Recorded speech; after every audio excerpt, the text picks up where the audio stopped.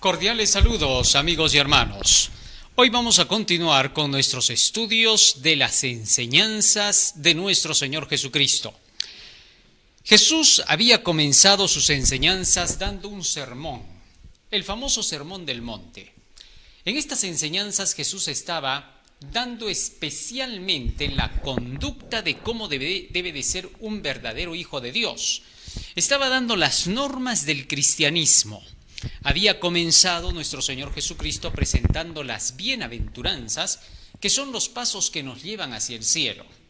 Luego de las bienaventuranzas, Jesucristo comenzó a presentar la función de la ley, de los 10 mandamientos, cómo es que la ley había sido puesta especialmente para la conducción de la vida de los hijos de Dios, mostrándoles con esta que la ley lo único que busca de los seres humanos es la armonía para vivir dentro de la justicia, y que la obediencia a los mandamientos de Dios nos llevará inevitablemente a buscar la perfección en Cristo Jesús para Dios. Habíamos leído en el Salmo 119:1 que la perfección se basa en la obediencia a los preceptos divinos. Tal es así que los hijos de Dios persiguen esa perfección a través de la obediencia a los preceptos de Jesús. Cuando nosotros buscamos obedecer los 10 mandamientos, nos aliamos con Cristo para saber cómo se obedece. Y a medida que vamos estudiando las enseñanzas de Jesús, estas nos van mostrando cómo es que el hombre llega a obedecer la ley de Dios. Toda la vida que se nos da, todo el tiempo de gracia que se nos presta, es para ejercitarnos en la obediencia a esa ley a través de las Santas Escrituras, para mostrarnos que la ley tiene prácticamente todo el secreto del desarrollo y la realización del hombre. Después de eso, nuestro Señor Jesucristo pasa en el capítulo 5 a explicar cómo debemos nosotros llegar a amar a nuestros enemigos, y que el amor hacia nuestros enemigos no es algo que nace de nosotros, sino que cuando seguimos los pasos de las bienaventuranzas y guardamos los mandamientos de Dios, estos harán posible que se manifieste en nosotros el amor hacia nuestros enemigos. Así Jesús presentó la obediencia práctica de la ley. Ahora en el capítulo 6 de San Mateo, Jesús se va a encargar de mostrarnos cómo no debe de ser el cristiano en algunos aspectos. Jesús quería destacar lo que es la obediencia sencilla a los preceptos divinos en contraposición a lo que es la cursilería, la cucufatería y el fanatismo, para no caer en los extremos. Solo Jesús podía darnos el equilibrio perfecto para poder ser cristianos realmente sinceros, donde no le demos demasiado énfasis a los ejercicios espirituales más que a la piedad. El ejercicio espiritual es necesario. El poder manifestar nuestro cristianismo en algunos aspectos es necesario, pero la piedad está por encima de todo eso. Y eso es lo que vamos a descubrir en estas enseñanzas de nuestro Señor Jesucristo. Esta es la forma práctica en que tiene que vivir el cristiano frente a un mundo que se encuentra hoy en crisis, frente a las señales de los tiempos que nos gritan a voz en cuello que estamos cerca de la venida de Cristo. Ahora los cristianos han de llevar una vida de acuerdo con estos preceptos divinos, en los cuales nos aislemos de los extremismos y fanatismos para seguir una religión equilibrada y correcta delante de los ojos de Dios y delante de los ojos de los hombres. Para que esto pueda ser así, vamos a hacer una oración para poder comprender el mensaje del día de hoy. Vamos a ponernos de rodillas para orar.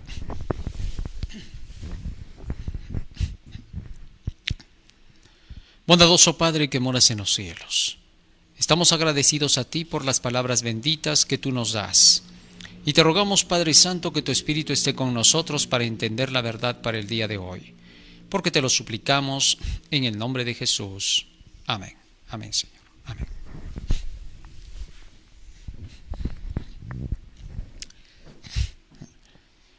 San Mateo capítulo 6. San Mateo, capítulo 6.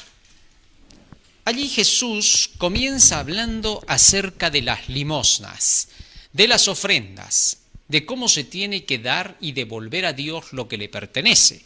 Las ofrendas fueron instituidas desde el jardín del Edén, no lo olvidemos, cuando el Señor había enseñado a Caín y Abel e incluso a Adán y Eva que tenían que presentar una ofrenda por el pecado, en este caso un animalito al cual se le tenía que quitar la vida para que esa vida pagara por el pecado cometido por los hombres, representando así este animalito inocente a Jesús, el inocente que vendría a pagar por todos los pecados del mundo, todos los sacrificios que se hicieron en el pasado, toda la sangre que se derramó de estos animalitos, la sangre que se derramó, tenía un significado, era representación de cómo se derramaría la sangre de Cristo.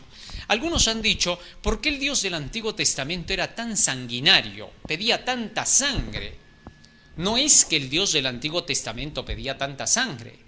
Dios había declarado que la sangre de un animal se derramaría por causa del pecado del hombre, lo que significa que si el hombre no hubiese buscado pecar, tampoco habría habido tanto sacrificio y holocausto que hacer. Así que no fue Dios quien estaba solicitando esto. Él puso ese parámetro para que el hombre frenara, dejara de pecar y no tuviera que asesinar a un animalito inocente. ¿Por qué? Porque luego todo ese derramamiento de sangre se manifestaría en la realidad en Jesucristo. Jesús, siendo inocente como estos animalitos, iba a pagar la deuda de los pecadores, habiendo sido limpio y puro por aquellos que habían hecho el mal, aún los peores males en la tierra. Esto es increíble. Tal es así que entonces no se puede decir que el Dios del Antiguo Testamento era un sanguinario porque pedía sangre, sino que más bien todo esto representó finalmente al derramamiento de la sangre de Cristo. Para que no se diga pobres animalitos, no, sino que en realidad era Jesús el representado. Si los hombres, repito, no hubieran buscado la maldad, no hubiera habido necesidad de tanto sacrificio. Pero bien, siendo ahora que entendemos esto, que no es que Dios era sanguinario porque el Dios del Antiguo Testamento es el mismo Jesús del Nuevo Testamento. El Jehová de los ejércitos que condujo a Israel por el desierto no era otro que nuestro Señor Jesucristo. En el libro de Primera de Corintios, capítulo 10, el apóstol Pablo nos dice lo siguiente acerca del Dios del Antiguo Testamento. Primera de Corintios, capítulo 10. Fíjate lo que dice allí. Porque no quiero, hermanos, versículo 1, que ignoréis que nuestros padres todos estuvieron bajo la nube y todos pasaron el mar. Y todos en Moisés fueron bautizados en la nube y en el mar. Y todos comieron el mismo alimento espiritual y todos bebieron la misma bebida espiritual, porque bebían de la roca espiritual que los seguía, y esta roca era Cristo. ¿Qué te parece?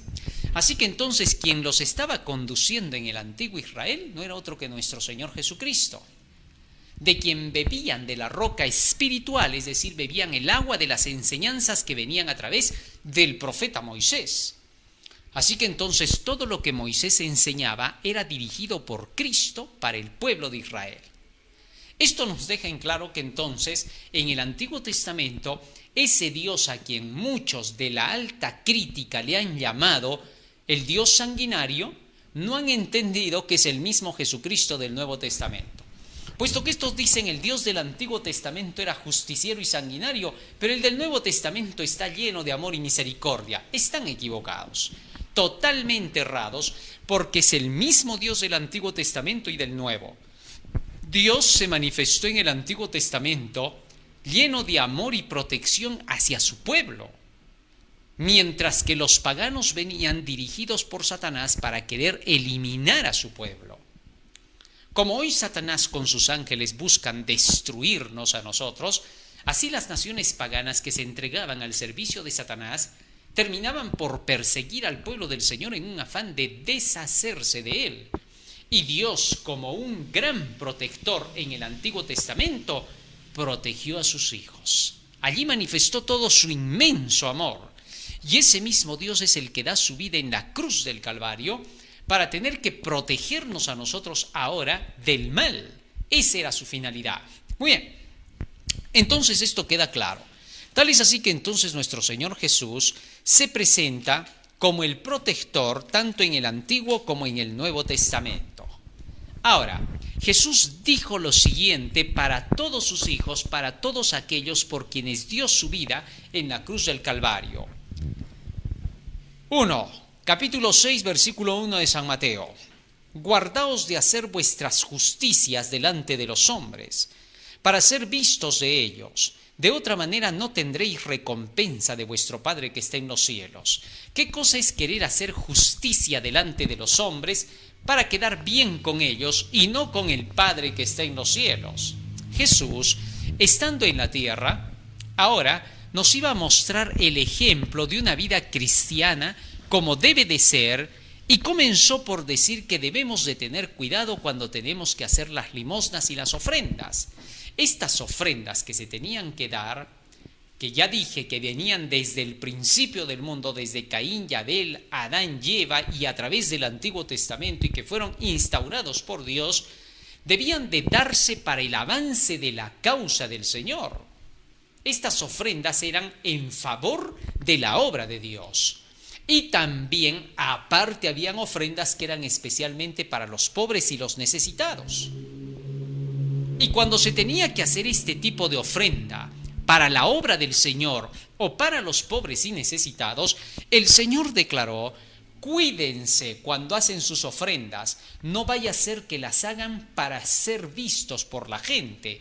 Hay hombres que dicen: miren, yo voy a dar una ofrenda para tal iglesia, lo voy a hacer porque soy caritativo.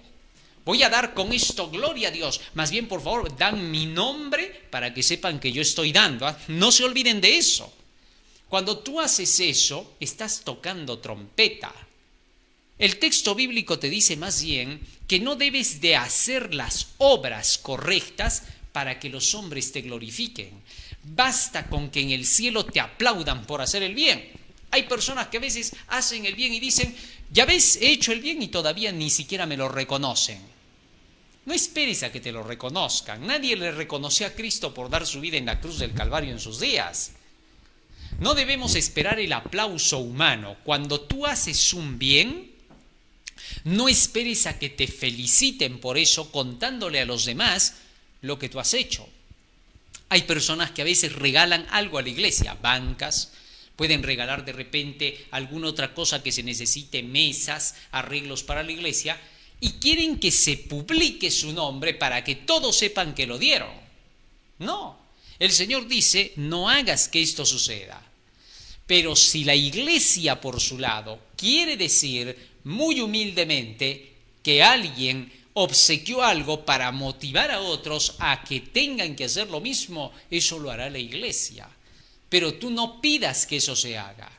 No toques trompeta para que otros puedan decir: oh, qué gran hombre, filántropo para la causa del Señor y para la necesidad de los pobres. Dios no necesita que toques trompeta. Los hombres mundanos, cuando hacen algún acto filantrópico, quieren que todo el mundo se entere, que se dé su nombre y que sepan quién es el filántropo. Y creen que ese es un acto de humildad, cuando de humildad no tiene nada. La filantropía tal cual se la ve hoy en el mundo es pura falsedad. Muchas veces llamados grandes filántropos han terminado siendo hombres que en lugar de buscar el mejoramiento de la necesidad de los hombres, solamente lo han hecho con algún propósito oscuro para poder engrandecer más sus riquezas y para poder incluso lavar su propio dinero. Esto es increíble. Se ve la maldad en el corazón egoísta del hombre. Por eso Jesús dijo: cuando hagas tus obras filantrópicas, que tu derecha no sepa tu izquierda. Sigue diciendo el texto bíblico: guardaos de hacer vuestra justicia delante de los hombres, es decir, guárdense de hacer lo bueno por quedar bien con los hombres, para ser vistos por ellos. De otra manera, no tendréis recompensa de vuestro Padre que está en los cielos. Fíjate ahora en lo que Jesús dice. Si tú haces tus obras para que otros te glorifiquen y para que los demás puedan ver que tú eres alguien especial, entonces dice el Señor, ya no tendrás recompensa. Pierdes todo, porque a Dios no le agrada que hagas eso. Desde el momento en que el Señor nos ha dado el sol, nos ha dado el aire para respirar, nos ha dado el agua para tomar, los árboles para que nos alegren y que nos den más oxígeno, el Señor siempre lo ha hecho de una forma desinteresada hacia sus hijos, para que todos puedan gozar y participar de esto. Esa misma manera de pensar que hubo en Dios debe haber en nosotros. El que nosotros hagamos las cosas correctas en esta tierra no es para que nuestros nombres sean exaltados, no, sino para mantener la armonía social, para que se mantenga el equilibrio, para que toda la humanidad pueda participar de la alegría y el gozo. Cuando tú haces el bien a los demás, lo haces para que se mantenga la armonía entre todos. Eso se llama amor. El amor hace que se mantenga el equilibrio y la armonía. Y es que las necesidades de otros van a desarmonizar nuestra paz y tranquilidad. Así que entonces, para que haya esa armonía, ese amor, entonces Dios dijo, no te olvides del pobre, del necesitado, del huérfano y de la viuda. Hay un propósito detrás, no es mera justicia social, no es comunismo, no es socialismo, es amor, que es muy distinto. El amor se basa en que la persona tenga principios internos basados en el equilibrio perfecto de Dios, de sus enseñanzas y sus leyes para realizar las acciones. Entonces las acciones producidas por el amor son basadas en inteligencia y sabiduría que viene de lo alto, más no en simplemente cálculos sociales humanos. Muchos solamente hacen sus cálculos, esto podría ser así si hiciéramos así, pero luego jalan para acá. Eso es justicia social al estilo humano, eso no sirve para nada, nunca funcionó, no va a funcionar.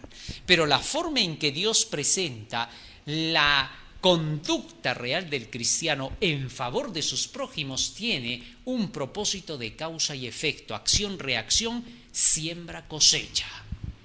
Qué bonito, ¿no? Entonces, cuando tengamos que hacer el bien por los demás, hay que hacerlo como Dios dice. Es como, por ejemplo, si yo veo una pared, que esta pared tiene un hueco y que hay que ponerle allí ladrillos, entonces yo digo, ¿cuántos ladrillos faltan? 20. Acá están los 20 ladrillos para que ese hueco se tape y que no entre frío, sino que todos podamos estar tranquilos aquí adentro.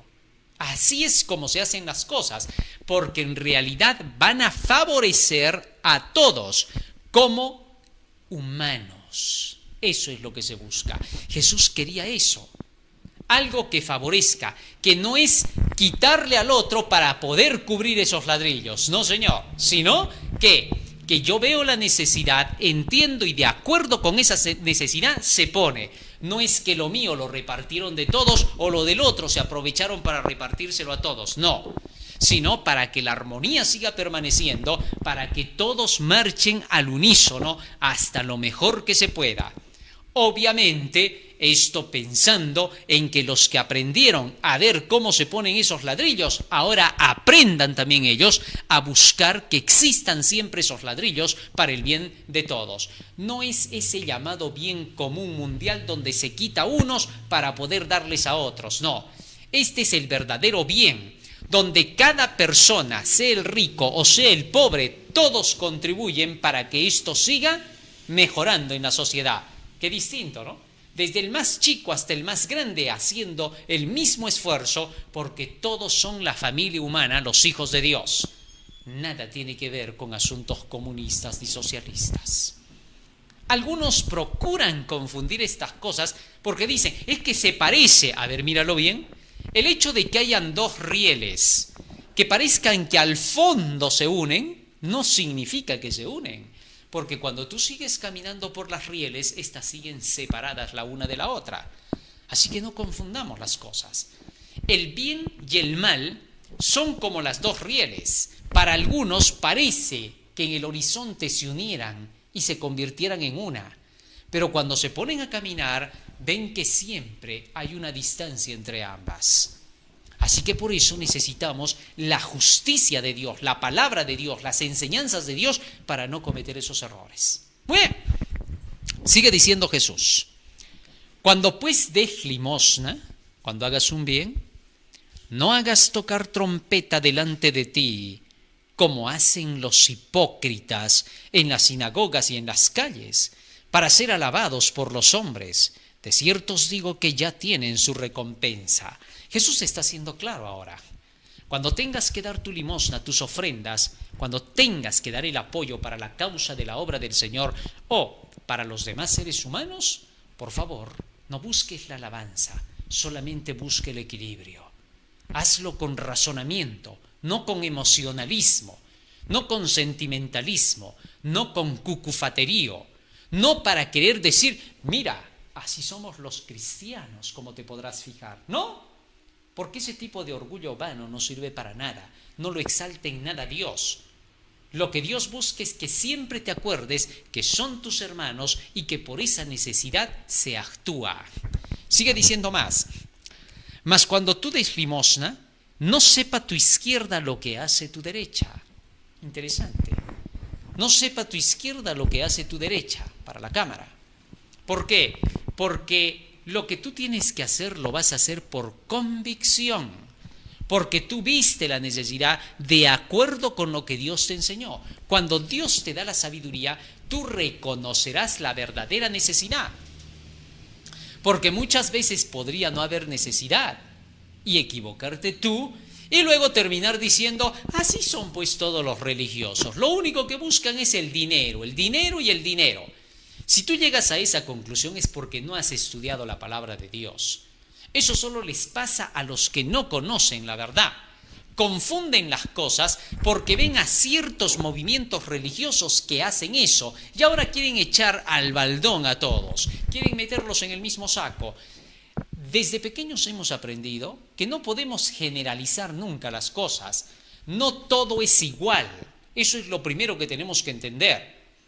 Hay lugares donde existe la mentira, pero hay lugares donde existe la verdad.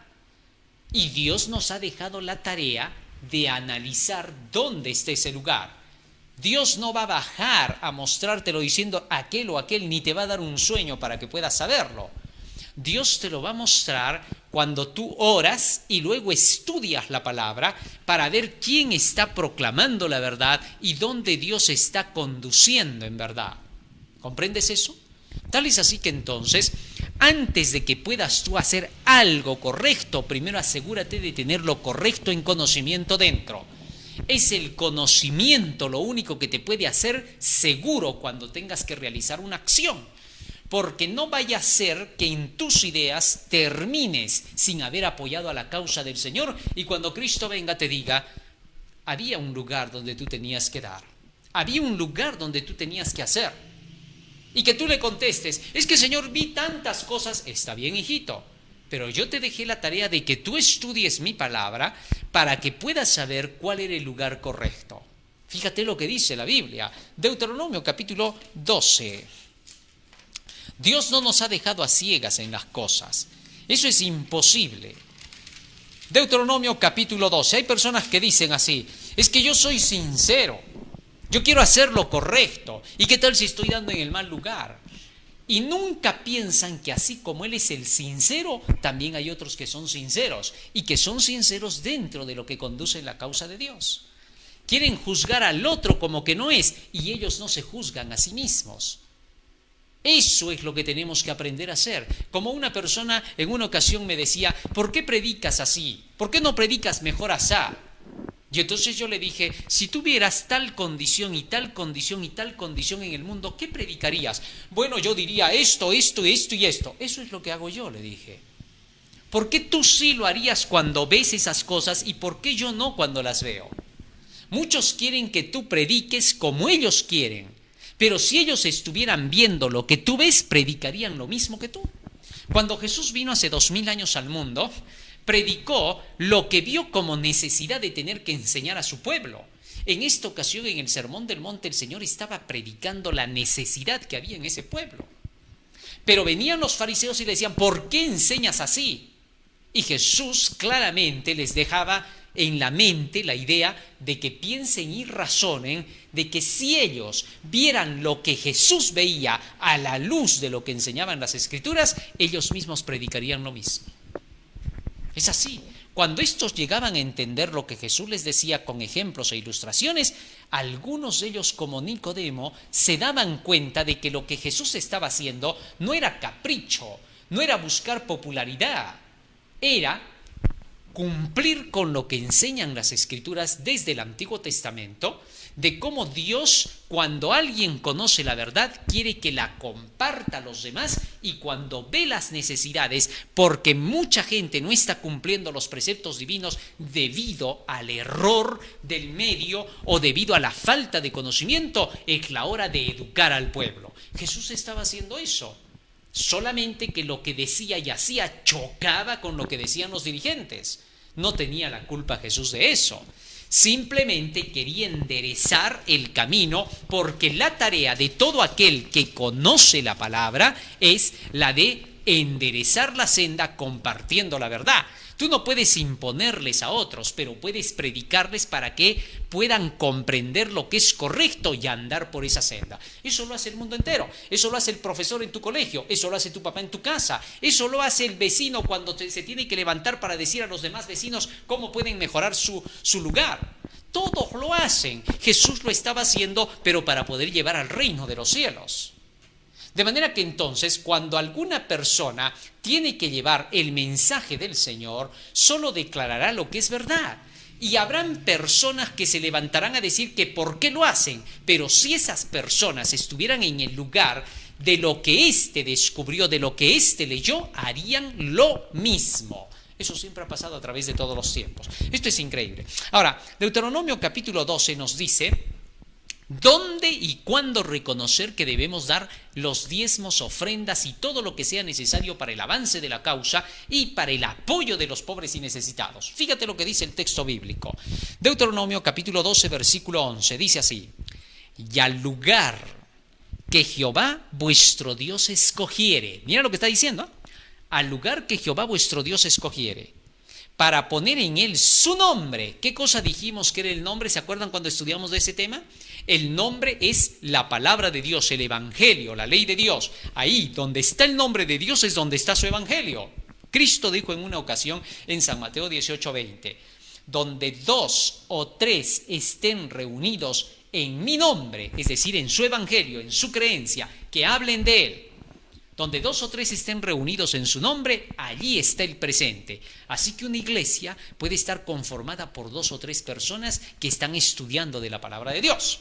Así que entonces, teniendo eso en cuenta, cuando dice acá, y al lugar que Jehová vuestro Dios escogiere para poner en él su mensaje, su palabra, su nombre, lo que tenemos que saber es cuál es su mensaje. Su mensaje no es simplemente decir, acá estudiamos la Biblia, cualquier parte de la Biblia es el mensaje de Dios. No, señor, no podemos caer en ese error.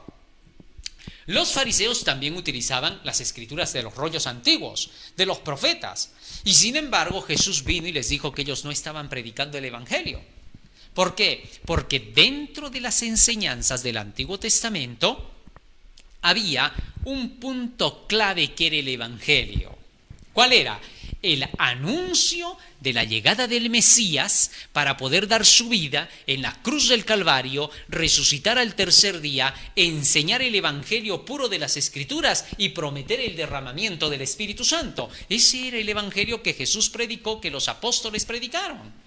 Y para nuestro tiempo, la Biblia dice que Apocalipsis capítulo 14, versículo 6 hasta el 12, con el mensaje de los 3 ángeles, se llaman el evangelio eterno. Así que donde se predica ese evangelio de la verdad, ese es el lugar que Jehová tu Dios escogió para poner su nombre. Por eso es necesario que tú estudies la Biblia primero, antes de poder tú decir este es el lugar correcto o aquel no. Hay personas que juzgan al lugar correcto de acuerdo con lo que ellos imaginan ser la santidad, la pureza y el amor. ¿O sí? Miles de personas entraron, por ejemplo, a la famosa iglesia de los niños de Dios. ¿Por qué? Porque en esa iglesia se hablaba mucho del amor a Dios, del amor al prójimo, del amor de los unos por los otros. Y miles de personas se unieron a esa comunidad religiosa, cuando de pronto se descubrió que toda esa iglesia que hablaba tanto del amor, no hablaba del amor santo, sino del amor profano. Tal es así que en medio de una reunión, de una fiesta que ellos tuvieron, apagaron las luces y cuando se encendieron las luces, el pastor principal estaba en pleno incesto con la hija. Bueno, este escándalo salió en todos los periódicos, en todas las noticias, puedes buscarlo hasta el día de hoy en internet, cómo cayó esa iglesia que era muy millonaria, muy reconocida a nivel mundial, que en todos los lugares tenían muchos seguidores, pero esta iglesia cayó porque se descubrió que el amor que ellos hablaban era un amor profano, un amor grosero, que no tenía nada que ver con el respeto, con la obediencia a los preceptos divinos y la santidad y la pureza. ¿Te das cuenta? Y eso fue a causa de que cuando a esta gente le preguntaron, oye, pero tú no sabías de esta iglesia, ¿qué cosa era? No, aquí solo me hablaron del amor, me dijeron que había que amarnos los unos a los otros, pero nunca pensé que el amor de los unos a los otros se refería a este amor que tenía que ver con lo sensual y profano. Así es como mucha gente, por no estudiar la palabra, se bautizó en esa iglesia y terminó en cosas que jamás hubiera podido o querido hacer si de veras le hubieran dicho, cuando entres a esta iglesia se practicará todo esto. Así pasa. Entonces, antes de que tú puedas apoyar en un sector a lo que tú dices ser la obra de Dios con tus ofrendas, primero asegúrate de dónde estás entrando. Libro de Apocalipsis, capítulo 14, fíjate lo que dice. No pierdas Deuteronomio 12 porque vamos a regresar allí. No hemos acabado de leer. Apocalipsis, capítulo 14, versículo 12, capítulo 14, versículo 6, dice así. Vi volar por en medio del cielo a otro ángel que tenía el evangelio eterno, el evangelio de siempre, el evangelio que debe ser predicado a todos, que tenía el evangelio eterno para predicarlo a los moradores de la tierra, a toda nación, tribu, lengua y pueblo. Aquí está el evangelio que se tenía que predicar. ¿Y qué decía? Versículo 7, diciendo a gran voz, temed a Dios y dadle gloria, porque la hora de su juicio ha llegado, y adorad a aquel que hizo el cielo, la tierra, el mar y las fuentes de las aguas. El evangelio anuncia que hay un juicio en el cielo y que todos los seres humanos deben temer a Dios, darle gloria y adorarle al Creador para que puedan salir inocentes y limpios en este juicio para salvación. Y a ese mensaje le acompaña una denuncia que dice, otro ángel le siguió diciendo, ha caído la gran Babilonia, porque ha hecho beber a todas las naciones del vino de sus fornicaciones. Un mensaje del segundo ángel denuncia los poderes corruptos, las falsas iglesias y las falsas doctrinas de esta tierra, a las cuales le llama Babilonia o confusión. Y un tercer mensaje llama a discernir entre los poderes del bien y los poderes del mal. Y declara el verso 9, y el tercer ángel lo siguió diciendo a gran voz, si alguno adora a la bestia, al anticristo, y a su imagen, al poder que apoyará al anticristo, y recibe la marca en su frente, es decir, una señal que identifique el servicio a estos poderes, y reciba la marca en su frente o en su mano, él también beberá del vino de la ira de Dios, es decir, sobre él caerá todo el castigo divino. Y luego sigue diciendo más, que está lleno de su ira y será atormentado con fuego y azufre delante de los santos ángeles y del Cordero, es decir, será condenado finalmente. Y el humo de su tormento sube por los siglos de los siglos. ¿Por qué? Porque estos se enfrentarán a Cristo, Cristo los enfrentará y los destruirá por su maldad. Y esto subirá por los siglos de los siglos. Por 1000 años el humo de su tormento subirá. Se les recordará porque sus cuerpos quedarán tendidos en la tierra. Y luego sigue diciendo, y el humo de su tormento sube por los siglos de los siglos, y no tienen descanso de día ni de noche los que adoran a la bestia y a su imagen, ni nadie que reciba la marca de su nombre. Y en el versículo 12 concluye diciendo, aquí está la paciencia de los santos, los que guardan los mandamientos de Dios y la fe de Jesús. Estos 3 mensajes que acabamos de leer de los 3 ángeles son el evangelio eterno, la predicación que llevamos hoy al mundo. Y allí dice el Señor, donde Jehová tu Dios pusiere su nombre, donde estuviere su evangelio, donde estuviere su verdad, su palabra, allí ¿qué harás? Escucha lo que dice que harás. Deuteronomio capítulo 12. Y esto es para que no toques trompeta delante de los hombres ni glorifiques a hombres.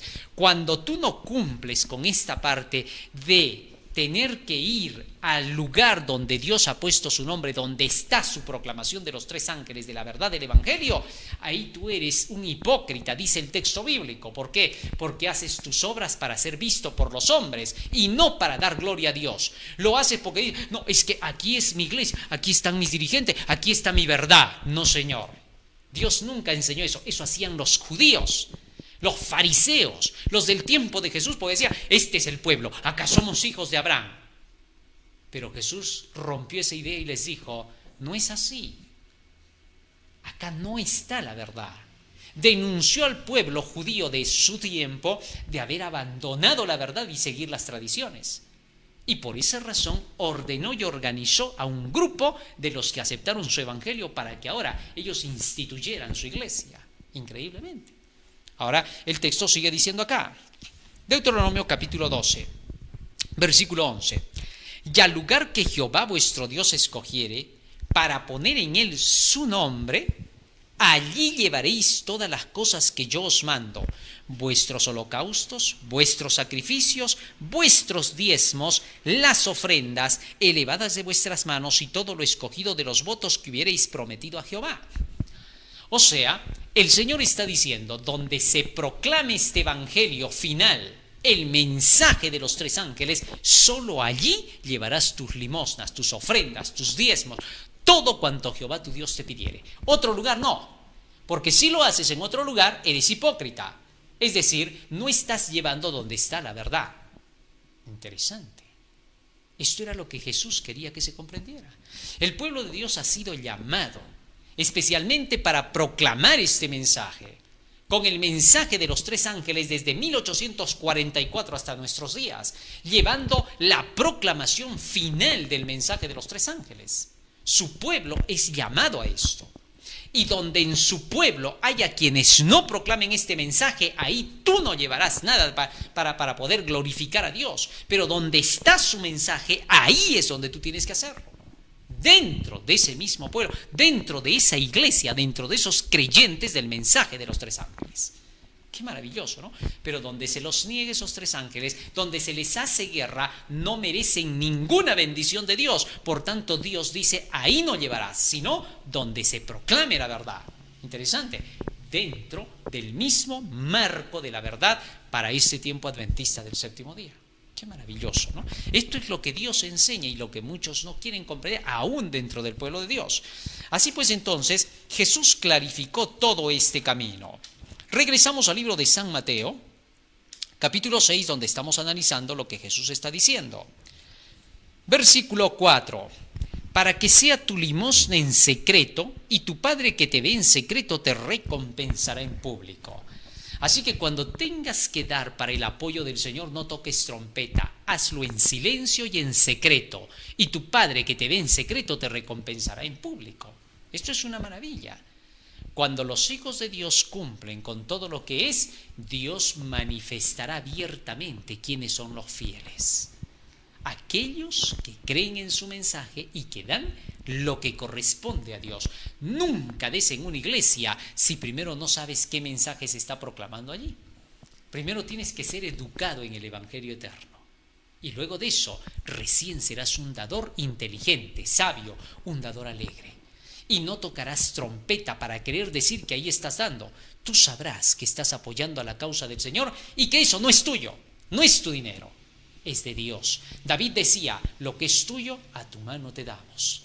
En cambio, los que siguen creyendo que es suyo, lo que dan, quiere decir que no han aprendido a que tu derecha no debe saber lo que hace tu izquierda. Y están buscando gloria y alabanza en lo que hacen, en lugar de buscar la gloria y la alabanza para Dios. Sigue diciendo el texto. Primer punto entonces, cuídate como cristiano de querer hacer tocar trompeta cuando haces tus limosnas. No seas cucufato. El cucufato quiere que lo proclamen, Quiere aparentar ante la gente, miren, yo soy un cristiano correcto, porque estoy dando mis diezmos, mis ofrendas, soy fiel a Dios, como el fariseo. Ayuno 2 veces a la semana, doy mis diezmos y mis ofrendas, y eso me hace ser un hijo de Dios en este pueblo, en esta iglesia.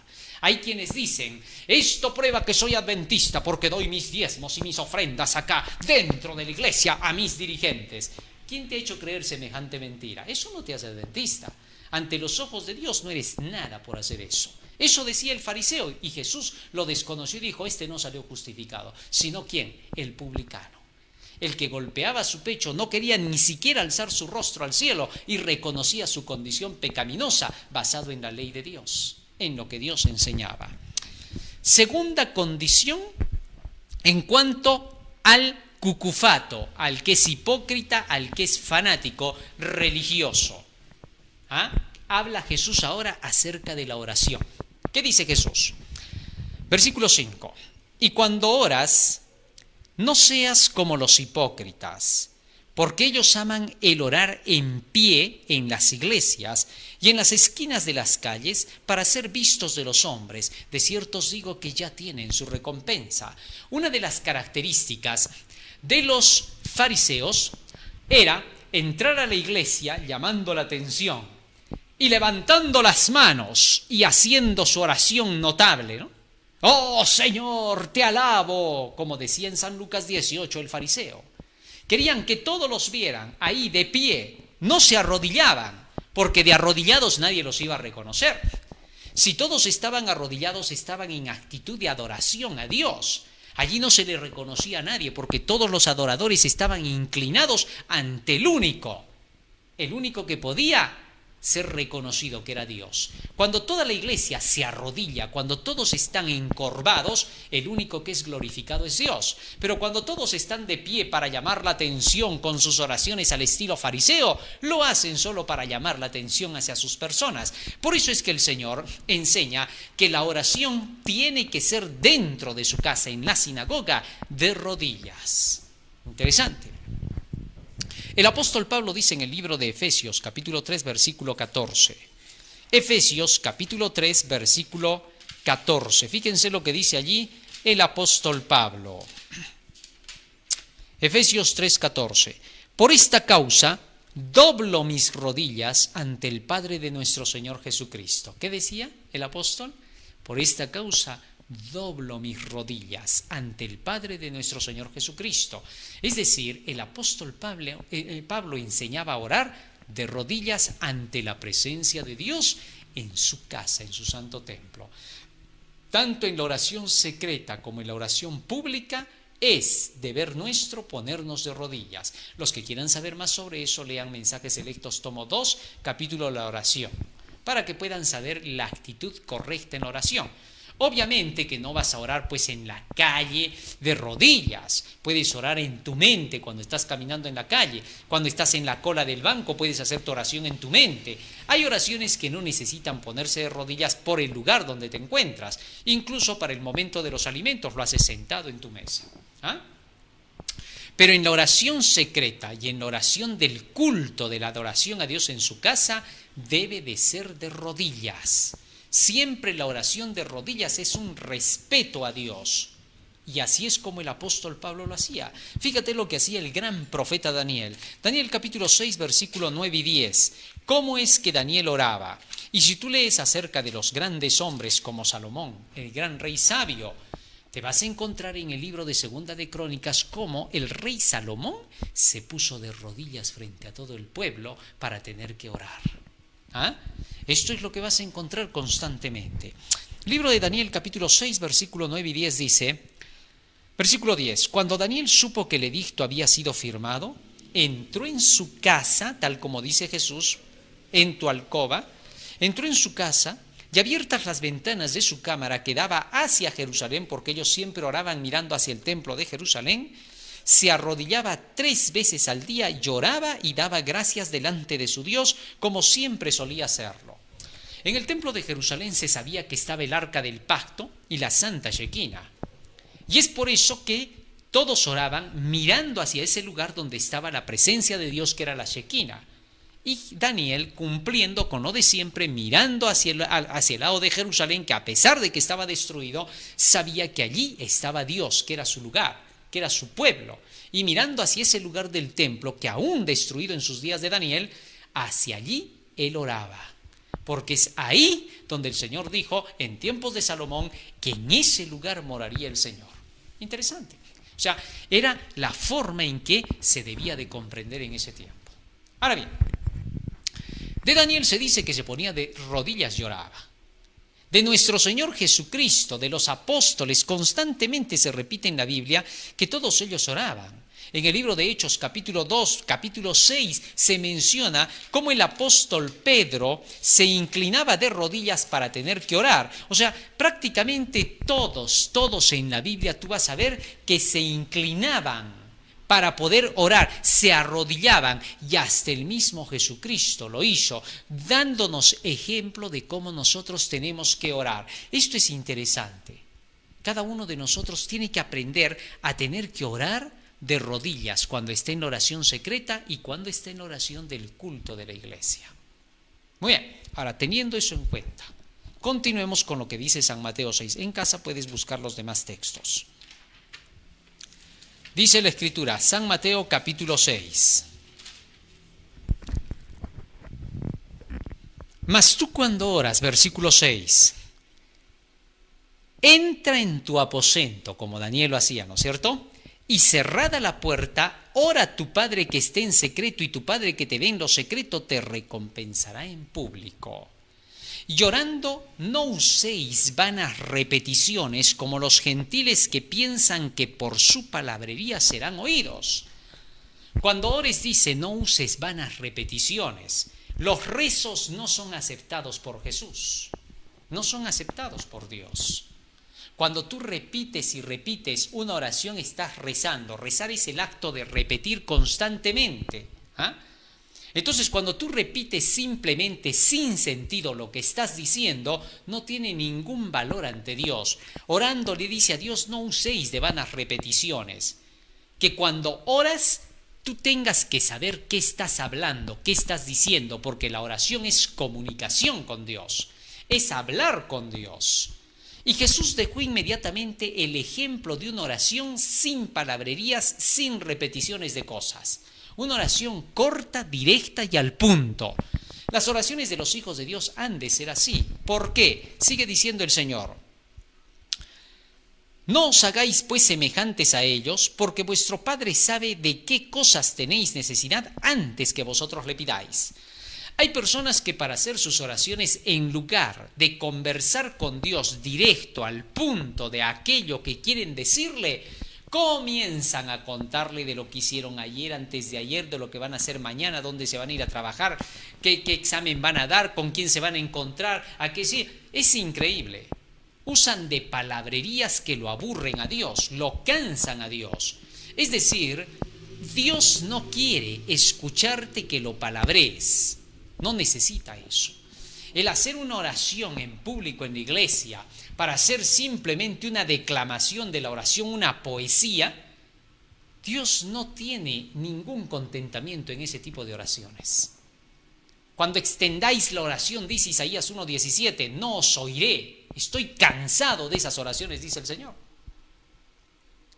Las oraciones entonces tienen que ser cortas, directas y al punto. Cuando tú oras largo en la iglesia, significa que no has orado en tu casa. Ahí se nota claramente. Llegas a hacer que se cansen las rodillas de la gente. La posición de rodillas de adoración a Dios va a cansar a la gente que esté haciendo oraciones largas. Los niños en el culto se van a aburrir cuando le haces las oraciones largas. Por eso, cuando estás en tu casa haciendo el culto familiar, que tus oraciones sean cortas, directas y al punto. Dios no quiere más. Ya sabe todo lo demás que tú puedes tener de necesidades y todo. Quiere que vayas al punto. Así de sencillo. No necesitas palabrear. Quizás cuando vas al juez, al abogado, al médico, lo palabreas. Pero a Dios no hace falta. Tú le dices las cosas claras, directas y al punto y Él te las entiende rápido. Porque es Dios. Así que entonces tengamos cuidado con esos que enseñan que la oración debe de ser larga y que en la oración está todo el poder y que como tiene el poder la oración, entonces solo nos dedicamos a orar. No, Señor. La oración poderosa es la oración corta como la que Jesús enseñó, directa y al punto. Y si es una oración que se alarga, una oración personal, que sea una oración que todo el tiempo esté diciendo aquello que tú de veras necesitas. Una petición completa, para que no estés en tu oración y a la mitad de ella de pronto el pensamiento se te vuele y termines yéndote a otro lado y de rato en rato a la fuerza jalas otra vez la oración. Hay personas que en la oración desaparecen, ¿no? Vuela su imaginación. ¿Por qué? Porque la están haciendo tan larga y es una oración que en realidad no tiene un propósito, simplemente quiere rellenarse. No hagas eso. El hecho de escuchar que Lutero oraba horas, que otros grandes hombres oraban horas, que Jesús pasaba la noche orando, no significa que rellenes tu oración por rellenar. Significa que tu oración tiene que estar basada en lo que el Espíritu Santo te inspire, consciente de lo que estás diciendo. El apóstol Pablo dice en el libro de Romanos 8:26, ¿qué hemos de pedir como conviene? No lo sabemos, pero el mismo Espíritu, es decir, a través de la palabra, las palabras que yo os he hablado son Espíritu y son vida, San Juan 6:63, el mismo Espíritu intercede por vosotros para saber qué cosa va a pedir por vosotros. Así que cuando quieras pedir algo al Señor, que sea en base a su voluntad. Primera de Juan 5:14 dice, y todo lo que pidiereis de acuerdo a su voluntad, Él nos lo dará, nos oye. Así que necesitamos primero conocer la voluntad de Dios en su palabra para saber qué podemos pedir y qué no podemos pedir. Pedís y no recibís, porque pedís mal, para vuestros deleites pedís, Santiago 4:7. Así que entonces tenemos que saber qué pedir. Para poder saber eso hay que estudiar la Biblia. Si tú no estudias la Biblia, ¿cómo vas a saber lo que estás pidiendo? Muy bien. Entonces Jesús dijo que nuestras oraciones, por más que sean con toda la necesidad, algunas pueden ser largas, la mayoría deberán ser cortas, directas y al punto. Pero eso, ojo, no quita que cuando tú haces tu oración secreta, a veces tu oración sea más extensa. Tampoco te preocupes si tu oración se extiende porque hay cosas que tengas que decirle a Dios como deben de ser. Así que no caigas en el extremo. Solo sigue los lineamientos que Jesús te da. Jesús también hizo una oración larga en una ocasión, cuando lo encontramos en San Juan capítulo 14. Y esa oración, por más que fue larga, fue una oración que iba directo y al punto. A veces ocurrirán así las cosas, pero son oraciones donde tú dirás exactamente las cosas sin necesidad de vanas repeticiones. Así que ten cuidado. Sigue diciendo más la palabra del Señor. Ahora, ¿dónde puedes tener modelos de oraciones aparte del Padre Nuestro? Los 150 salmos son oraciones. Las oraciones de Abraham, de Isaac, Jacob, de José, de cada uno de los grandes patriarcas y profetas. Tienes varios ejemplos de oración. Y si ellos pidieron y recibieron, y tú pides lo mismo que ellos, recibirás lo mismo. Porque si ellos eran tan pecadores como cualquier otro pecador, y aún así el Señor los oyó, imagínate, tú también puedes ser oído por el Señor. Así que no te sientas exento de ser oído por Dios. Dios está dispuesto a que tú le pidas. El Señor quiere que le oremos. Pedid y se os dará, dice. Buscad y hallaréis. Llamad y se os abrirá. Muy bien. Sigue diciendo Jesús. Vosotros pues oraréis así. Y aquí empezó el famoso Padre Nuestro. Padre nuestro que estás en los cielos, santificado sea tu nombre. Jesús ahora estaba enseñándoles a los discípulos y a sus oyentes que para poder nosotros referirnos a Dios, buscarlo en oración, siempre comencemos con el nombre de Dios. Padre nuestro que estás en los cielos. ¿Hacia quién nos estamos dirigiendo? Que no empecemos una oración sin que primero sepamos a quién está siendo direccionada. Así que siempre que empecemos a orar, debemos dirigirnos al gran Dios poderoso que está en el cielo, el Todopoderoso, Padre nuestro. Y Jesús quiere que le llamemos Padre como Él le llamaba. ¿Por qué? Porque Él es el que nos educa. Ya hemos hablado de a quién se le llama Padre. Cuando José dijo, fui padre para Faraón. ¿Por qué? Porque le enseñaba la palabra de Dios. Como Dios es el que nos prodiga de toda su palabra, Él es el Padre de todos. Él es el que nos guía. Con su palabra, Él se hace un Padre responsable. Constantemente nos indica el camino de la vida. Cuando eres rebelde y no quieres seguir la palabra de Dios, Dios no puede revelarse a ti como Padre. Así que por gusto le reclamas cuando algo te sale mal, porque Dios te dice, pero si tú no te dejas conducir. Déjate conducir. No solamente tú quieras dirigirte a Él, deja que Él se dirija también a ti y que te diga cuál es su voluntad, porque Él quiere lo mejor para ti. Por eso Él se llama Padre, el Padre que busca lo mejor para sus hijos. Que sea santificado tu nombre.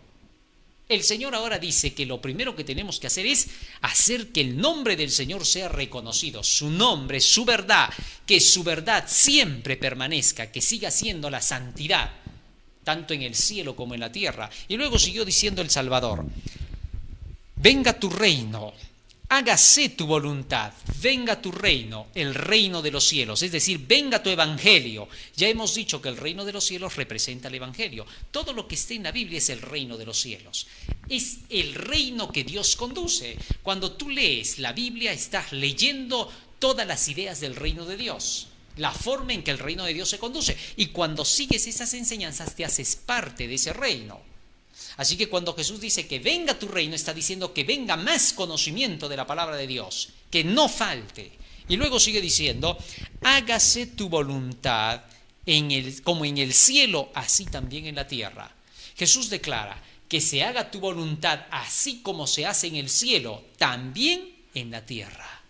¿Cómo se hace la voluntad de Dios en el cielo? Salmo 103, versículo 18 al 21, nos dice que los ángeles en el cielo guardan los preceptos de Dios. Así que lo que Jesús está diciendo en la oración es que se indique, Señor, que se guarden tus mandamientos en la tierra, así como se guardan en el cielo. Qué lindo, ¿no? Una oración completa la que Jesús estaba enseñando. Y luego sigue diciendo, el pan nuestro de cada día, dánoslo hoy. Se está refiriendo particularmente al pan celestial, el pan nuestro de cada día, la enseñanza nuestra de cada día, la guía nuestra de cada día, dánosla hoy. Danos a conocer tu verdad. Si estamos orando eso es porque acto seguido tomaremos la Biblia para que Él nos conduzca. Ahí está el año bíblico, ir leyendo un capítulo por día para ir conociendo las maravillas del carácter de Dios. A su vez que también esto por extensión se refiere al pan material, que podemos pedirle al Señor que no nos falte el pan de cada día.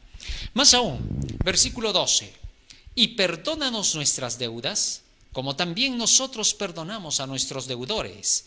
Jesús ahora nos enseña en este versículo que nosotros aprendamos a pedirle el perdón de nuestros pecados a Dios, pero que tengamos disposición también a perdonar a nuestros prójimos, a perdonarlos cuando éstos buscan de nosotros la reconciliación, que no cerremos nuestras entrañas. Para poder obtener esa armonía del perdón, necesitamos comprender lo que nos dice Mateo 18, versículo 15 hasta el 17. Dice que para que haya armonía y el perdón, tú tienes que reprender primero a tu hermano. Y si te oye, has ganado su alma. Entonces éste ha recibido tu perdón y también puede ser perdonado por Dios. Así que entonces siempre debemos tener la actitud de querer perdonar, pero bajo las condiciones propuestas por la misma palabra de Dios. ¿Cuál? El buscar la conciliación con tu hermano, acercarte. En lugar de tener que guerrearlo, tú acercarte ¿para qué? Para buscar el perdón. Así que a todos aquellos que buscan hacer daño, ofender, se les invita a buscar la conciliación, pero a través de ¿qué? De la verdad de Dios, sobre las bases de la verdad. En una ocasión Cristo también dijo, de todos los que estaban al pie de la cruz, Padre, perdónalos porque no saben lo que hacen. Jesús pedía el perdón para ellos, tenía actitud de perdonar. Lamentablemente, a pesar de que Jesús tenía el deseo de perdonarlos a ellos, muchos de los que estuvieron ahí jamás fueron bendecidos por las palabras de Cristo. Muchos de los que estuvieron ahí permanecieron en su maldad entre los fariseos, saduceos y se perdieron. Así que aunque Jesús tiene el deseo de perdonar, ofrece el perdón, muchos lo rechazarán. Y otros, a pesar de que se les dé el perdón, no podrán quitar las consecuencias. Esto es increíble. Muchas personas a veces buscan el perdón, pero no buscan el cambio. Para poder buscar el perdón hay que buscar primero el cambio. ¿Cómo? Cuando una persona de veras está arrepentida del mal que ha hecho, esa persona entonces primero busca resarcir el mal que hizo. El caso de Zaqueo. Jesús entró a la casa de Zaqueo y solo cuando Zaqueo reconoció diciendo, devuelvo 4 veces lo que robé, recién Cristo dijo, la salvación llegó a esta casa. Así que entonces, para que exista el perdón, tiene que haber primero la conciliación. Y la conciliación significa el reconocimiento de la mala actitud que realiza el que hizo el daño. ¿Para qué? Para que entonces pueda recibir el perdón real.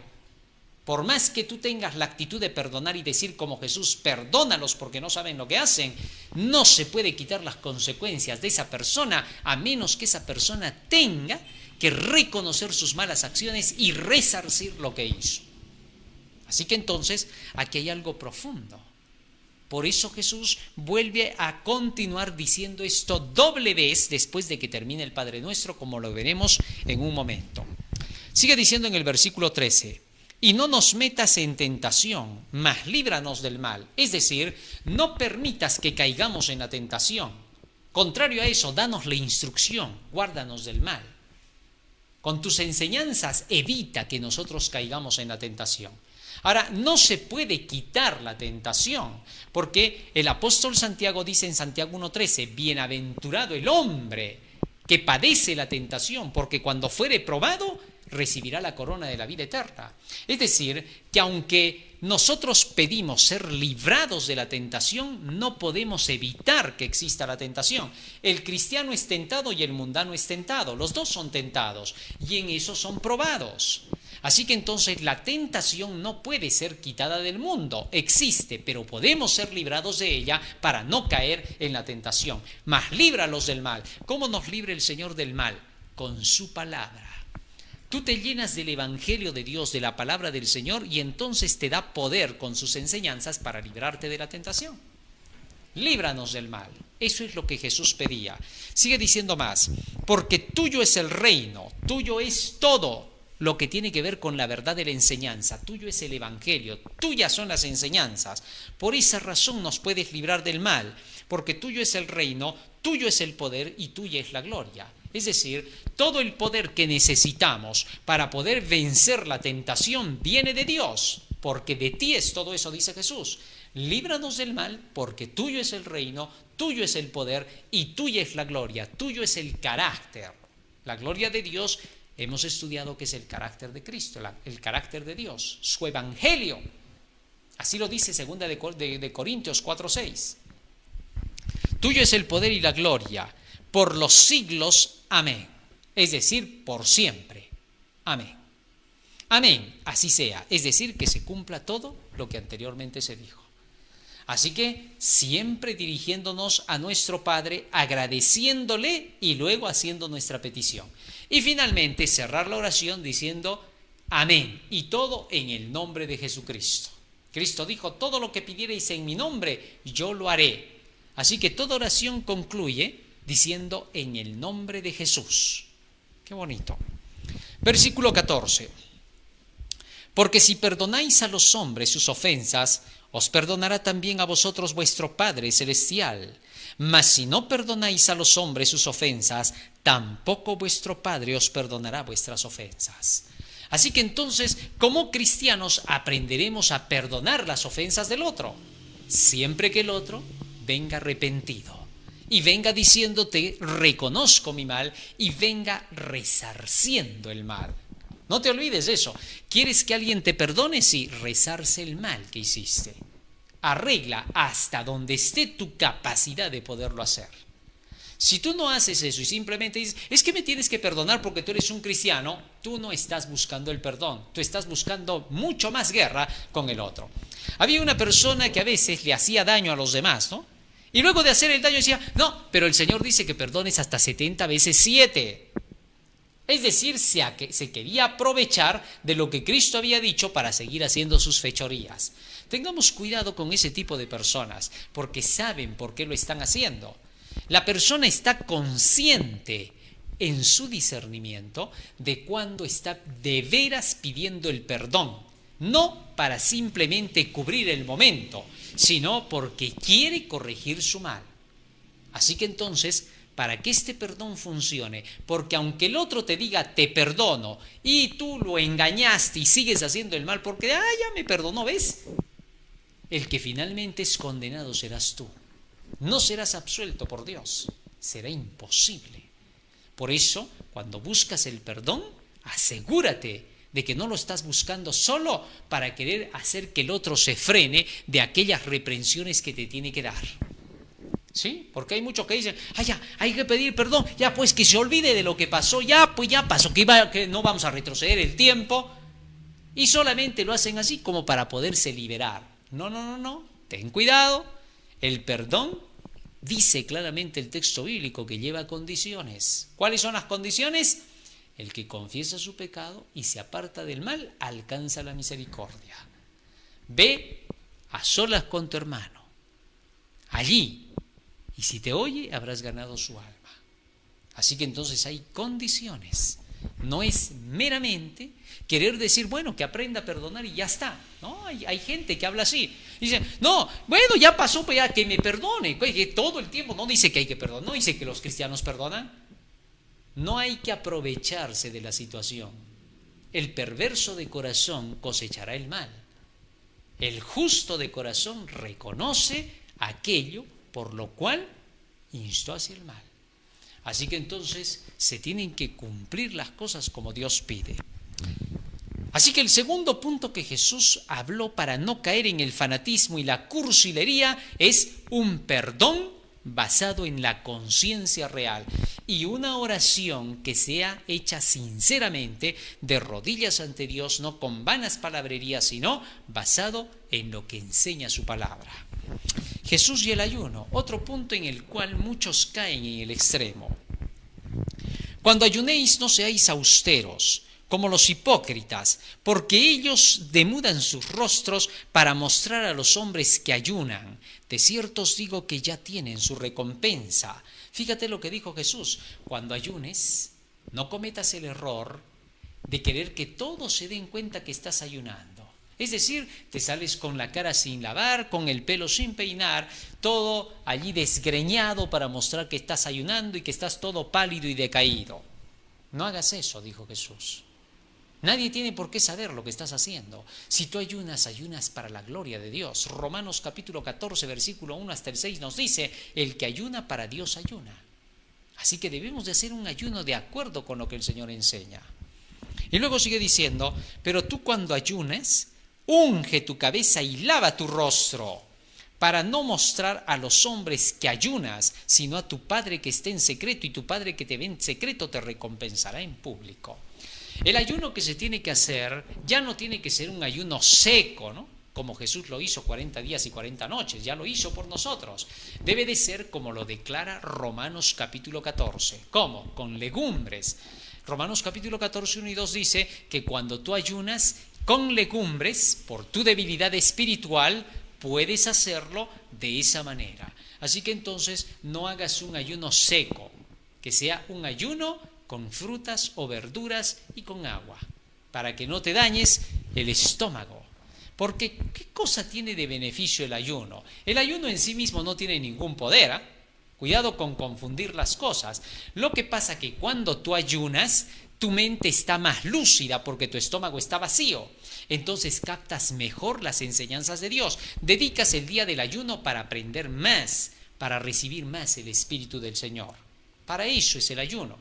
Así que entonces, cuando Jesús dice, esta generación no sale sino con ayuno y oración, está diciendo en otras palabras, esta generación que no conoce la verdad, que no tiene fe, tiene que ahora ayunar para poder comprender mejor la palabra y orar. Estudio y oración. ¿Correcto? Esa es la bondad, por así decir, del ayuno. Ahora, biológicamente hablando, tiene beneficios. ¿Por qué? Porque con eso puedes mejorar los órganos digestivos, puedes hacer que tu cuerpo pueda descansar, tus órganos digestivos puedan descansar para que puedas recibir mayor fuerza para que al volver a comer tu cuerpo lo asimile mejor. Así que biológicamente un ayuno es bueno. Una vez por semana pueden ayunar algunas personas, una vez cada 15 días o una vez al mes. Cada quien elige lo que hace, porque esto no es ninguna doctrina exigida para ningún ser humano, pero es beneficiosa por lo que Jesús presentó. Así que cuando haces tu ayuno, no toques trompeta. Luego dijo Jesucristo acerca de cómo los hijos de Dios deben hacer sus tesoros en el cielo. De esto ya hemos hablado en temas anteriores, así que no lo vamos a repetir. Cristo simplemente dijo: no hagáis tesoros en la tierra donde el ladrón y la polilla y el orín corrompen, sino haced tesoros en los cielos. Es decir, no busques las riquezas para este mundo. No le des tanta importancia al dinero como le dan los mundanos, sino que tú busques el dinero con un propósito: el avance de la causa del Señor, la gloria de Dios, como lo hacía Abraham, Isaac, David y todos los demás. Piensa ahora en tu nuevo mundo, piensa en tu nuevo pueblo. No puedes ser cristiano y a la vez combatir con el mundo y competir con él. Hay cristianos que hasta en este tiempo increíblemente se están metiendo hasta en la trampa del Bitcoin, ¿no? Presidentes promocionan eso porque ellos saben la trampa que van a hacer después. Ahora la gente dice: tengo mi dinero electrónico, está apareciendo, puedo comprar y hacer. Todo es una trampa. Espérate un poco más de tiempo y verás el tremendo engaño mundial que hay detrás de todo eso, y llorarás amargamente cuando veas que solamente te embelezaron para desviarte de la realidad en la cual tú debiste vivir para decirles a los demás lo que se venía. Ten cuidado.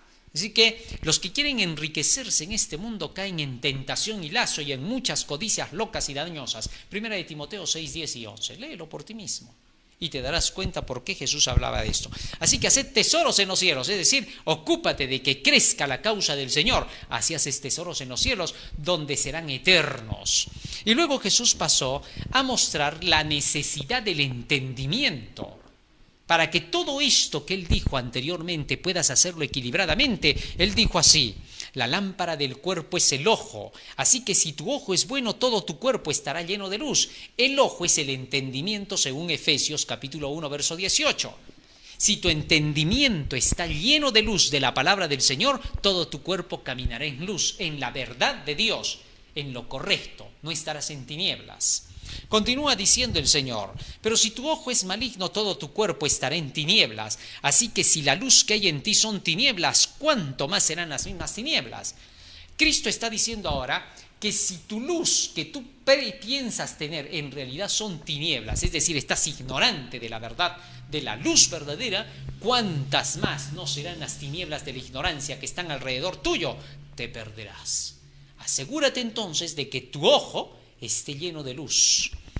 ¿Y esto por qué lo decía Jesús? Porque muchos cristianos son creyentes de una iglesia, van a la iglesia pero no estudian nada de la Biblia, no tienen entendimiento, entonces están en tinieblas. Un verdadero cristiano equilibrado, para que no caiga en la cucufatería, tendrá que llenarse del conocimiento de la luz. Y luego Jesús pasó a explicar el peligro de las riquezas, ¿no? Ninguno puede servir a dos señores, porque aborrecerán uno y amará al otro, o estimarán uno y menospreciará al otro. No podéis servir a Dios y a las riquezas. Aquí Jesús ahora sigue apretando el asunto de que el hombre, por la falta de entendimiento, cae en la trampa que el mundo sigue. Los mundanos están locos por hacer dinero, y ahora que estamos en pleno año 2020-21, todos se loquean por hacer dinero. Y los poderosos de este mundo que se han unido con el demonio le hacen quitar a la gente su dinero. Quieren que todos dejen de trabajar. Los están frenando para que se hagan pobres. Y entonces después de eso ellos lancen posibilidades y digan: mira, puedes hacer dinero así, puedes hacer dinero asá. A todos los están distrayendo. ¿Sabes qué? En todo esto que Satanás está haciendo en medio de una crisis donde a la gente se le está extrayendo todo el dinero, haciéndole comprar cosas innecesarias, porque miles de personas están gastando cantidades de dinero, pronto ese dinero se los van a devolver aparentemente en regalitos, en bonitos, pues es su dinero que les han quitado. Multimillones, y de ahí una bicoca que van a repartirlo para todos. Y van a decir, ahí está, tienes dinero, con su misma plata, con su mismo dinero.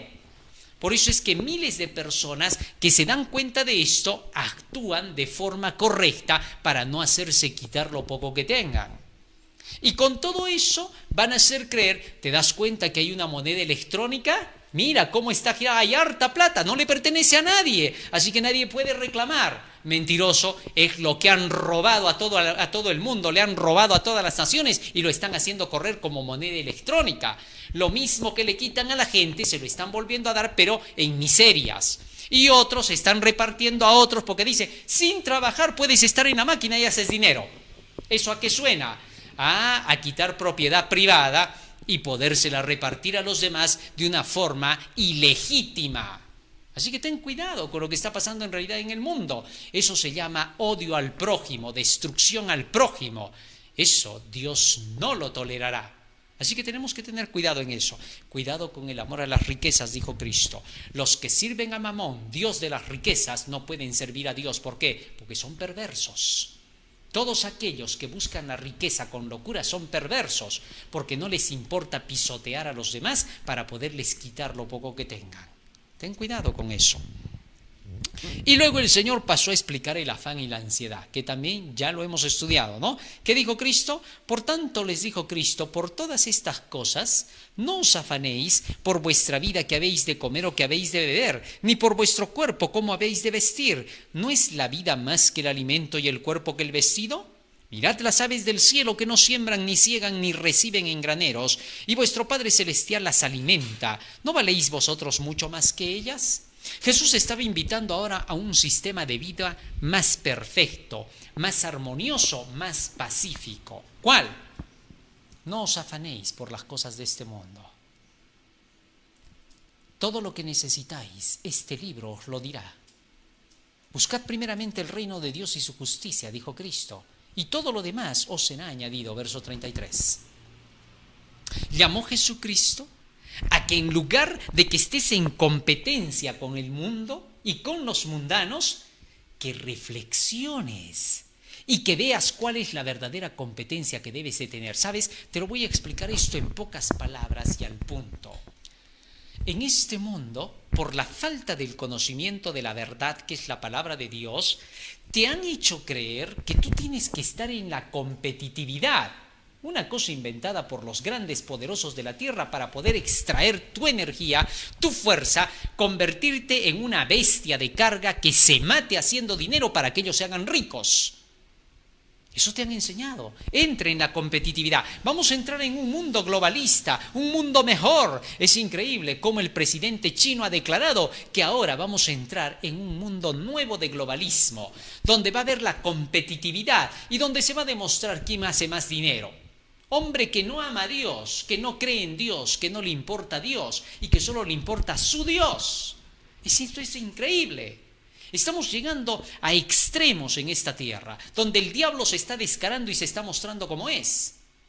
Y mientras te dicen eso y te hacen creer que ese es el mundo real, que la tecnología es la realidad, que el hacer dinero, que la banca es la realidad, te han contado cuentos que hasta un niño los rechazaría. Que es increíble cómo tu mente ha podido caer en tremenda mentira, en tremenda aberración pestilente para apartarte de la realidad de tu mundo y de lo que viene y de lo que Cristo en realidad piensa establecer. Entonces, como te han contado esa historieta, que es menos que la de Pinocho y Caperucita Roja, tú crees que eso es la verdad y dejas de lado la justicia. Pero Cristo te dice, no te equivoques, yo te voy a enseñar cómo es la vida real. Eso no es la vida. Eso que te están pintando solo es mera ilusión llamada destrucción. Yo te voy a enseñar, dice Cristo, lo que es verdad. Busca primero el reino de Dios, el evangelio, su justicia, sus mandamientos, y todo lo demás verás que viene como resultado de haber seguido la palabra de Dios. Tú eliges, tú buscas el camino por el cual tienes que seguir. Jesucristo entonces hasta aquí cerró una parte más del discurso del Sermón del Monte, en la que nos mostró cómo no caer en estos fanatismos que acabamos de mencionar en cada cosa. Debemos de estar centrados. Cuando tengamos que practicar todas estas cosas, que sean dentro del marco del reino de Dios. Dios te bendiga, querido hermano. Dios te ayude para que estas palabras queden grabadas en tu mente y corazón y de cada uno de nosotros, pues todos las necesitamos. Vamos a pedirle en oración a Jesús que nos ayude a atesorar esto en nuestra mente y corazón. Vamos a ponernos de rodillas. Bondadoso Padre que moras en los cielos, gracias por tus palabras y tus enseñanzas benditas que han abierto nuestros ojos a la realidad en que estamos viviendo y porque nos haces comprender cuál es el camino de la vida eterna. Tus enseñanzas prácticas son dulces como la miel, porque todas tienen sentido, porque todas, Señor, convergen en una realidad, en la realidad del Evangelio que tú dejaste en esta tierra y de una vida, Señor, de armonía, donde simplemente nuestros emocionalismos, sentimentalismos, donde nuestras pasiones no tienen nada que ver, donde solamente, Señor, tienen que ver tus enseñanzas, que son basadas en la realidad de la causa y el efecto, la siembra y la cosecha, cosas que se dan, Señor, en el desarrollo real de la vida. En tus manos nos encomendamos para que tú nos conduzcas en el transcurso de nuestro peregrinaje por este mundo. Estamos de pasada y queremos aprender, Señor, que debemos también enseñar a los demás, porque te lo rogamos en el nombre de Jesús. Amén. Amén, Señor. Amén. Muy bien, querido hermano, hoy hemos aprendido un hermoso tema más del Sermón de la Montaña de nuestro Señor Jesucristo. Hay maravillas que aprender todavía en este sermón. Nos queda un capítulo en el cual todavía trataremos lo que Jesús habló en el Sermón del Monte. No te olvides, estamos en Facebook, estamos en Twitter, estamos en YouTube, a través del canal El Último Llamado Divino. Hashtag del Último Llamado Divino, Departamento de Publicaciones del Tercer Ángel del Último Llamado Divino, y también estamos en Radio Líder 5 de la tarde con los temas de las enseñanzas de Jesús, AM 1240, FM 987. Estamos también en YouTube, 9:03 de la tarde, ahora en el Llamado Final. Es un nuevo canal que nosotros tenemos que empezar a sintonizar, porque a nuestro canal anterior le han buscado la sin razón para quererle poner freno, ¿no? Así que entonces lo han atacado a nuestro canal de YouTube. Bueno, los poderes de las tinieblas están trabajando para querer declarar que por alguna palabra, algún término o alguna cosa o algún invento, porque ya se está dando cuenta todo el mundo de esto, se frenan ciertas porciones del Evangelio. Oremos para que Dios haga retroceder a estos poderes y los ponga en su lugar para que hagan lo correcto ante Dios.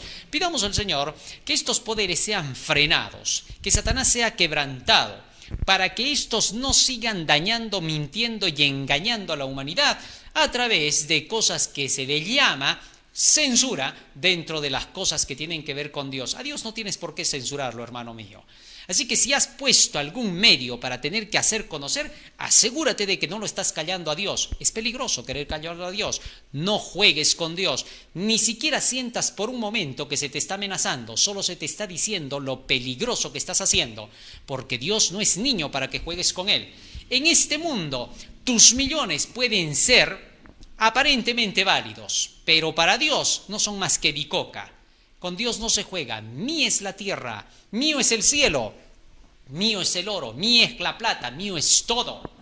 Todo me pertenece, dice Dios. ¿Qué cosa me vas a pedir? Si yo tengo hambre, ¿piensas que yo te voy a pedir a ti?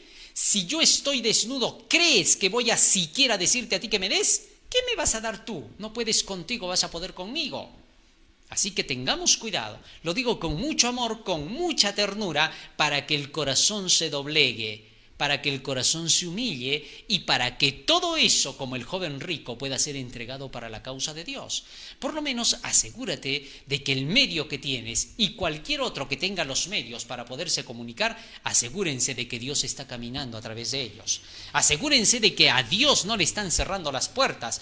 Puedes cerrarle las puertas a cualquier ser humano como tú, pero asegúrate de que a Dios no se las cierres, porque horrenda cosa es caer en manos del Dios vivo. Pero benditos aquellos que se ponen de parte del Señor. Tú eliges el camino. Te lo digo con mucho amor y se lo digo con mucho amor a cualquiera que en este medio o en cualquier medio esté queriendo frenar el avance de la causa de Dios. Ahora, no me mires a mí como aquel que simplemente te reprende o te llama la atención porque yo no soy nadie. Mira la verdad de Dios, piensa en ello y mira las cosas como son. Y a todos los que están detractando la verdad y la están atacando, asegúrense de no ir más lejos. Tanto más lejos se van, tanto peor será su situación. Así que no empeoremos más las cosas. El profeta dice, no apretéis más vuestras ataduras. Así que tengamos cuidado en lo que hacemos. Y a todos nuestros hermanos, oremos juntos para que la verdad de Dios siga prosperando, que siga creciendo. ¿Por qué? Porque hay muchas personas y aún aquellos que son dueños de estos medios de comunicación o que tienen injerencia en ellos, que sus corazones puedan humillarse ante Dios para que ellos también puedan estar en el reino de los cielos. ¿Por qué? Todos somos hermanos en este mundo y todos queremos estar juntos en la patria celestial.